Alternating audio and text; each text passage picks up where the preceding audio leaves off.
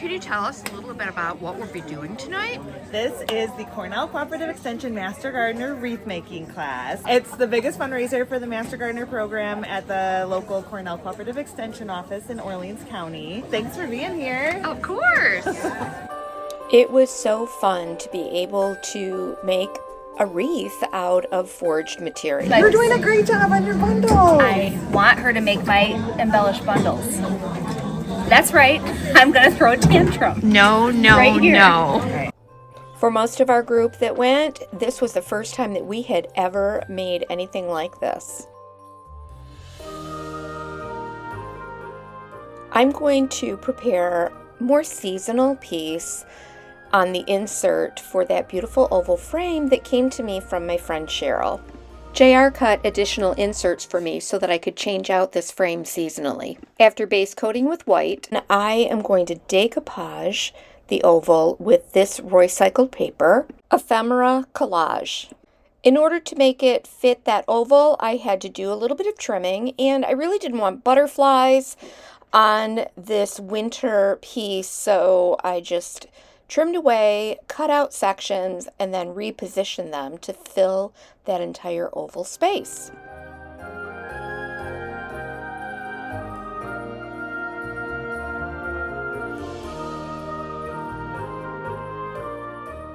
I'm ready to decoupage, so I will get my tools ready. I have Mr. Mister, and I have the Decoupage Varnish and Glue by PENTART. I'm going to start with an anchor strip, as Royce calls it, and then mist the paper and gently press that into place. Then I'll pull the paper back, apply more Decoupage Varnish and Glue, mist my paper, and then work my way down the entire length of the substrate.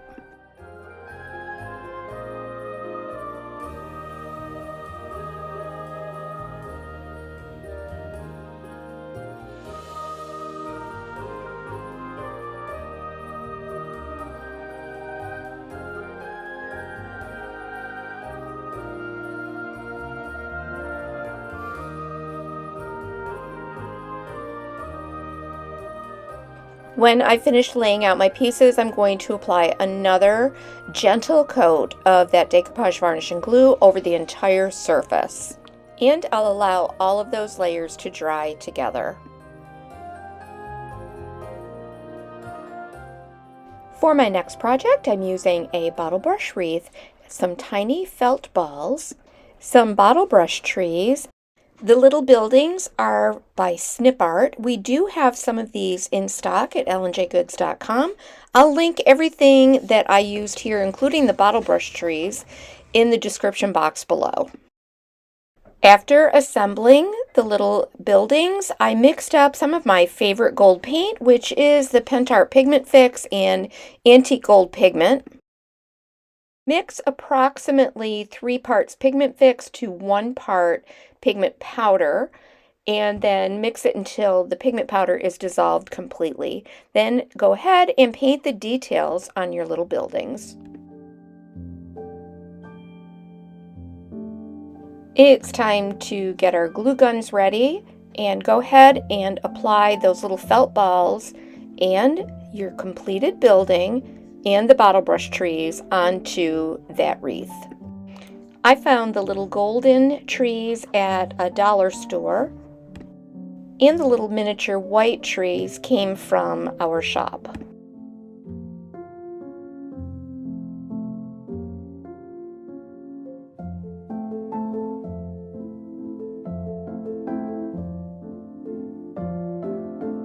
This is a custom designed rice paper for Decoupage Queen, and it has lots of different holiday words and phrases. I separated the ones that I wanted to use by applying a little bit of water and pulling them apart.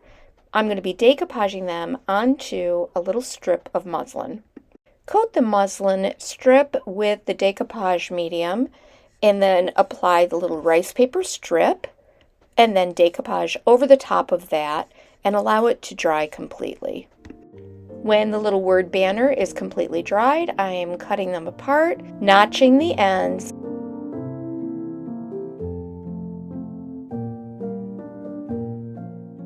I roll them around in my hands just to soften up and loosen the fibers, and glue them onto the bottle brush wreath.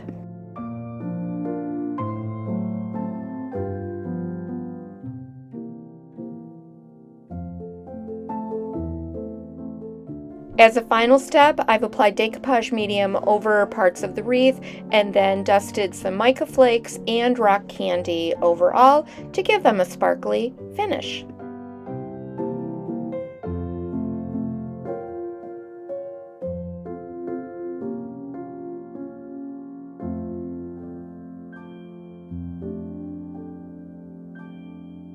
You might also enjoy these little wreath ornaments made by Rooster Cottage. Rooster Cottage is a member of our free insider group over on Facebook where you'll find loads of inspiration just like this. There's a link in the description box below. I was so excited that we all got to do these wreaths, and I cannot wait to hang mine on our cottage door. I think, but she's getting somewhere, right? Hold it up. A little luxurious. Let me see.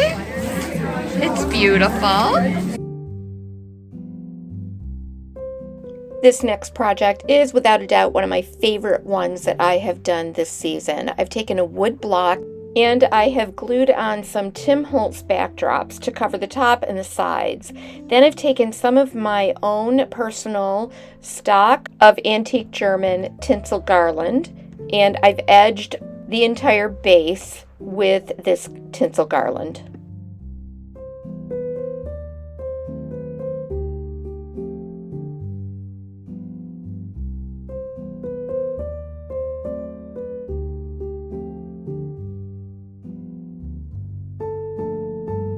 To make the tree, I'm using a paper mache cone and then some store-bought vintage style tinsel garland and glued it in place. Then I'm going to take my collection of little feather tree ornaments. Some of these are new and I'll link those in the description box below. Some are old from my own collection. And I am placing them all over the tree. Yes, you can still see some of that paper mache through the garland that I applied, but trust me, later it's all going to be covered up.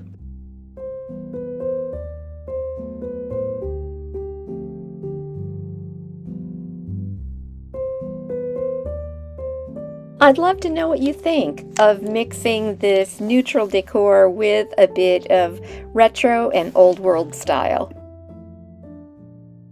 The more I added to this tree, the more excited I got. I just love how this is turning out.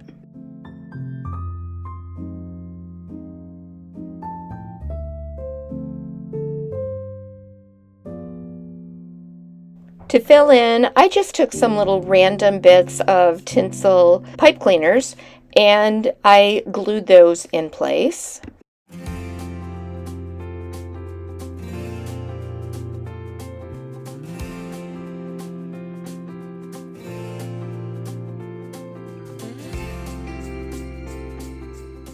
I truly love this tree. It's kind of a mashup of vintage European style and retro style.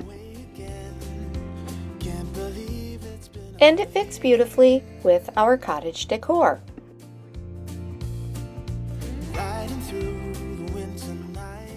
It's my day off and today I am going to work on a little project for myself.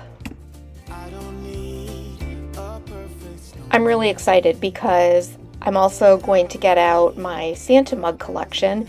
Yes, even though we're going totally neutral decor in the cottage this year, I am adding my Santa mugs and a little pop of red here and there in the cottage.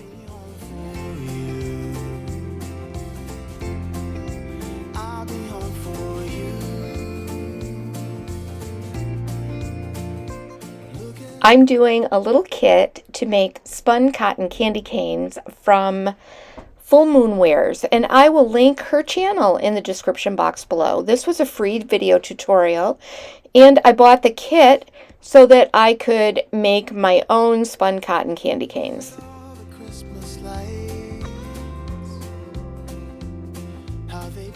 Because I'm always teaching and instructing, it's always nice for me to be able to try a new technique, learn from a new instructor, and make something completely different than what I normally do. For my last project, I was inspired by a beautiful antique ironstone Santa picture that I saw on Instagram at Hog Barn Antiques. My friend Deb sent me this Santa utensil holder that she found at Hobby Lobby, so I'm going to see if I can get that desirable checked and crazed finish. I'm using PENTART's Classic Crackle, the two-step crackle finish, and here I'm applying step 1.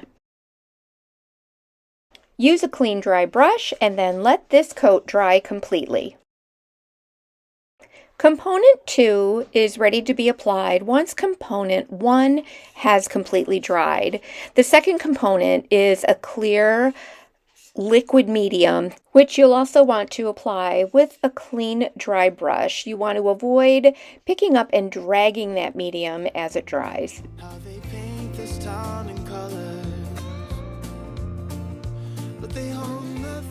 After you have completely coated the surface, allow this to dry completely.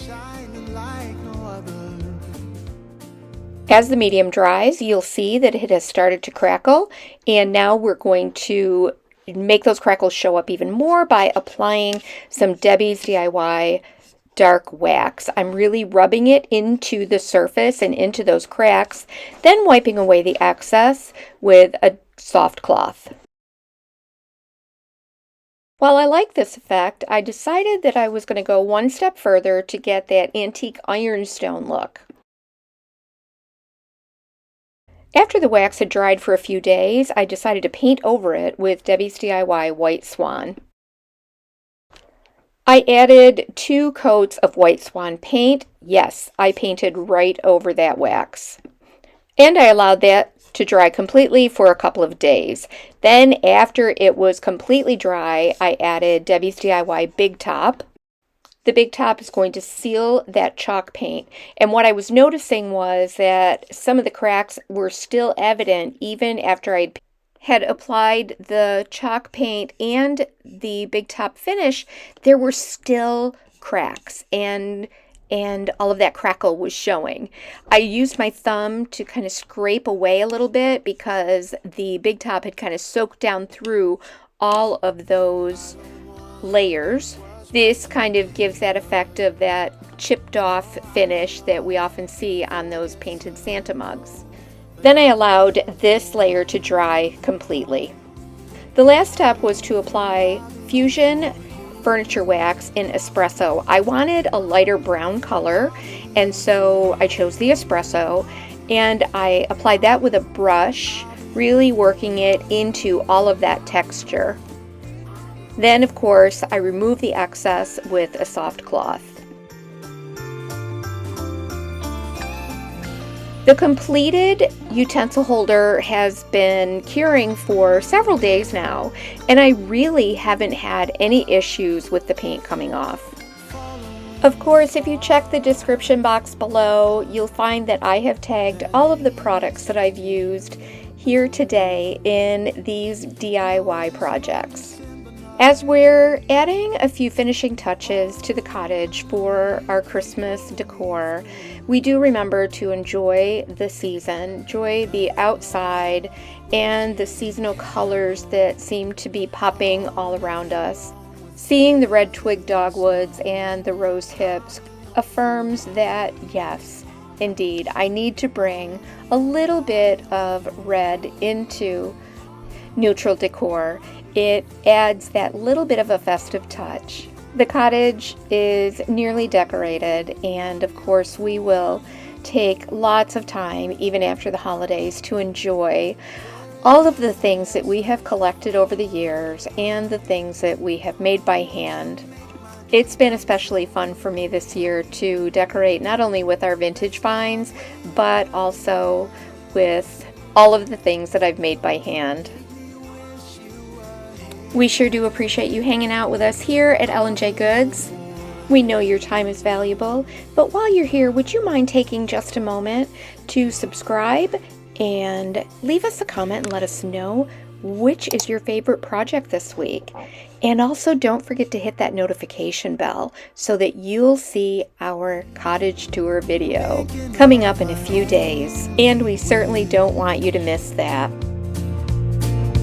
I don't need a perfect snowman, and I don't need the bells and boughs. You can find us at lnjgoods.com or at our brick and mortar shop in Medina, New York. I'll be home for you, and I'll be home for you. I'll be home for you. Look at all the Christmas lights, how they paint this town in colors, but they hold nothing next to you.